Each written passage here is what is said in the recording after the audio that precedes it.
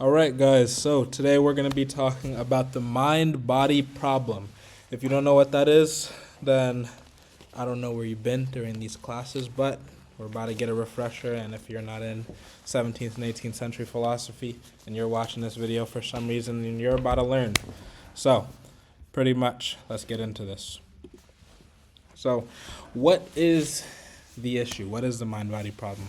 So look, Elizabeth of Bohemia sent a letter to Descartes in response to his teachings on the soul, because Descartes pretty much taught that the soul or mind, those terms are interchangeable for him, is immaterial. So the soul is immaterial. And her primary issue is this.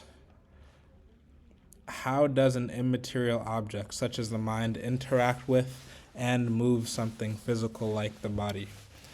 So this is one thing she said, or it seems every determination of movement happens from ... according to the manner in which it is pushed by that which moves it.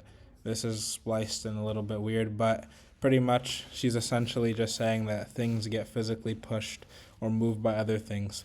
And she's just saying that if the soul or the mind is immaterial, then Descartes' system seems to create a contradiction. But let's go through some more quotes. She also says contact is required. So what she's pretty much saying is, like, for example, this guy can't be getting pushed unless this guy's making physical contact with him or something that else is making physical contact, like this chair. So physical contact is required for things to be moved. That's essentially Elizabeth's point. And another thing she says that she tells Descartes this. She's like, you entirely exclude extension from your notion of the soul, which is just to simply say extension is just, I guess, physicality. So she's pretty much just saying, like, yeah, bro, like, you said that the soul is completely immaterial, so I'm confused. What's going on here?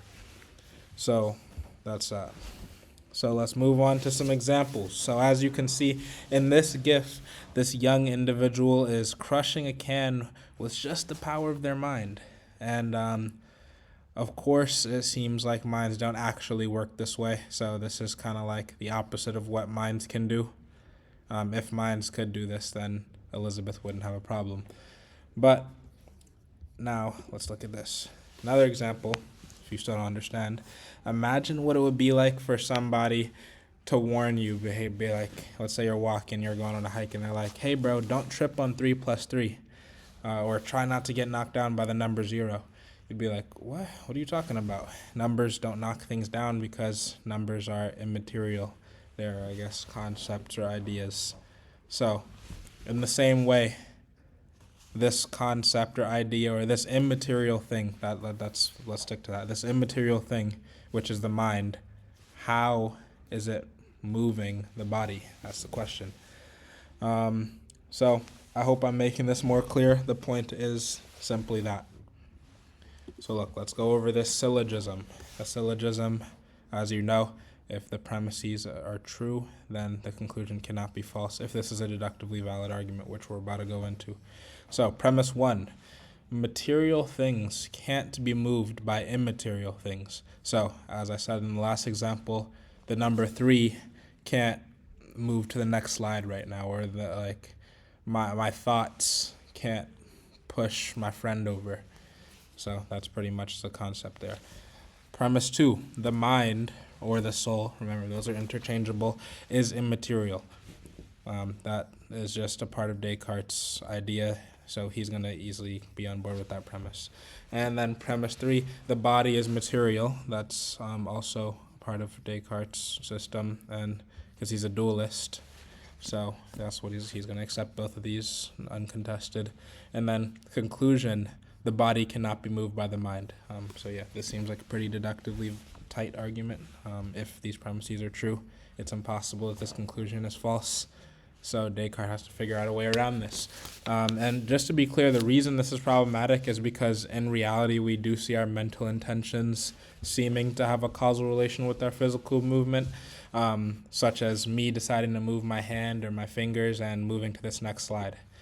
So this is Descartes' response. This title is a joke, but he pretty much gives a couple ideas, or he gives like really two responses, and he's pretty much he responds by saying that she's making a category mistake, and what that is pretty much saying like it's like me saying, how do we use the scientific method to drink water, or how heavy is justice? He's just saying like these things, the body and the mind and all these things are just categorically different. So it just doesn't work. The question doesn't work.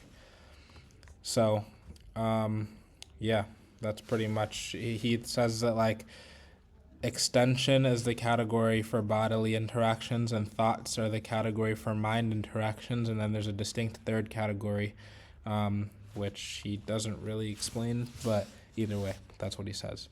And something else he says is, he's like, yeah, Elizabeth, you could even imagine that the mind does have a sort of extension, but imagine that extension is different from the kind that the body has, and then you'll understand that it's like the mind has extension, or quote unquote physicality, in a different way. Almost, that might be stated a little bit differently than he did, but he just pretty much says that she can imagine that so she can start to understand. So then another thing he says is weight. He uses the example of weight, which he says pulls things downwards, but it's an immaterial force. So like 100 pounds he would say is immaterial, but it's still like in a physical object and causes it to come downwards. And now for Elizabeth's response. So she's like, not so fast. She's like, so in regards to the issue of weight, she just says that we don't know the physical cause. And she says that, she quotes him, and she's like, just like you said all of our errors occur from forming judgments about what we do not sufficiently perceive. And she pretty much claims this. She claims that it seems Descartes is making that sort of mistake. And she says that even if you try to get away with the weight example and you say that immaterial weight pushes material objects down or pulls, then you're not really explaining anything. You're not escaping the logical problem, which was that syllogism that we showed before. It's still just, then she's still just going to ask, like, let's even accept that. Like, how does that work? That still just seems like your worldview is sort of absurd. She doesn't say that. She's actually very polite to him in their letters towards each other. They're nice to each other. But either way, that's that. And another issue she brings up is kind of like, why is the soul so affected by bodily conditions, which she calls vapors? So let's like imagine like you're on drugs or you're sick or something like that. That's your body being physically impaired, but your mind is, if your mind is unconnected and is even able to exist without your body, then how is it that your mind or your soul directly is affected by these physical substances, or they're affected by the way your body is affected by these physical substances? So now for my thoughts. Let's do this. So Descartes' attempt fails, in my opinion. He doesn't really explain a mechanism, and he just kind of makes assertions. He's just like, oh, it's just a category mistake. Oh, it's just a category mistake. But even if you grant that, as I said before, that doesn't really fix the logical problem. The weight example actually had me thinking for a second. I'm like, oh, dang, that's kind of like, that's an interesting thing.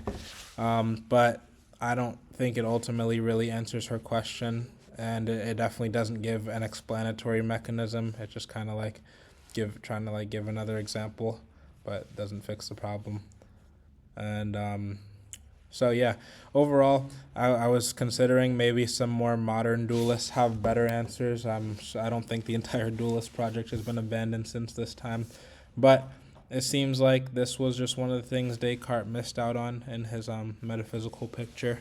And I know that some later thinkers try to patch up the hole with occasionalism, which is the idea that minds and bodies don't actually interact, but instead God causes the appropriate effect on each occasion, hence occasionalism.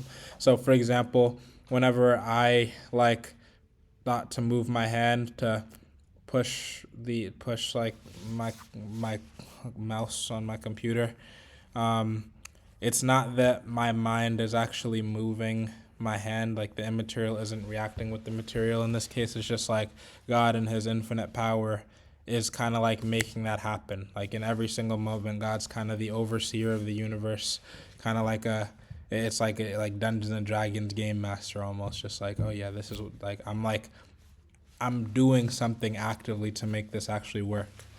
But in any case, occasionalism would be a conversation for a different day. So goodbye, guys.